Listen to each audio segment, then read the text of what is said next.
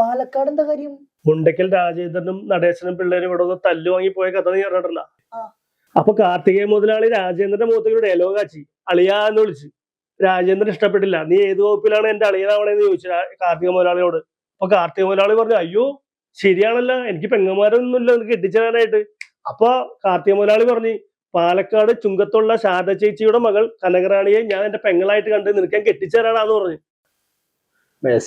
ഇത് പറഞ്ഞതോടുകൂടി രാജേന്ദ്രൻ വീട്ടിൽ പോയി. പിന്നെ അവൻ റീല് കണ്ട് ഇൻസ്റ്റ മുഴുവൻ തപ്പി. കാർത്തിക മുതലാളിയോട് വിളിയാണ് അവളെ കല്യാണം കഴിക്കാൻ വേണ്ടിയിട്ട്. ഞങ്ങളിപ്പോ എന്ത് ചെയ്യും? അപ്പൊ പോലീസ് സ്റ്റേഷനില? അല്ല, വക്കീലായിട്ട് പോലീസ് സ്റ്റേഷനിൽ പോയിരിക്കേ. കാർത്തിക മുതലാളിക്ക് ജില്ല വിട്ട് പുറത്തു പോകാൻ പറ്റില്ലല്ലോ. എന്താ? അതല്ലേ നേരത്തെ പറഞ്ഞ് ഒപ്പിടാൻ വേണ്ടി പോണോന്ന് എല്ലാ ദിവസവും.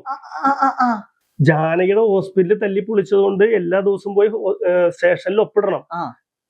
ഉത്തരവ് എന്താണ്? ജില്ല വിട്ട് പുറത്തു പോകാൻ പാടില്ല. രാജേന്ദ്രനാണെങ്കിൽ വീട്ടിന്റെ പുറത്തൊന്നും പോണില്ല. അപ്പൊ ഇനിയിപ്പോ എന്ത് ചെയ്യും? അതിനാണ് ഇപ്പൊ വക്കീലിനെ കൂടി സ്റ്റേഷനിൽ പോയേക്കണത്. എന്ത് ചെയ്യാവോ മണ്ണത്തോടെ നോക്കാനായിട്ട്. അതിന്റെ ഇടയ്ക്കാണ് നിന്റെ ഇന്റർവ്യൂ. എന്നിട്ട് പോടാ. അല്ല, അപ്പൊ ഇന്റർവ്യൂ കിട്ടൂലേ? പിന്നെ കിട്ടും. എന്ത് ചെയ്യുന്ന ഒരു നടപടി ഇല്ലാതിരിക്കുമ്പോഴാണ് നിന്റെ ഇന്റർവ്യൂ ആയിട്ട് വന്നത്. ചെല്ലാൻ നോക്ക് നീ. ശരിയെന്നാ ഓ. അല്ല, ഒരു കാര്യം ചോദിച്ചോട്ടെ? അല്ല, നിങ്ങൾ പാലക്കാട് എന്നെയും കിട്ടും. എന്തിനാ? അല്ല, ഒരു റീൽ എടുക്കാൻ. ഒന്ന് പോയടാ ഞാൻ.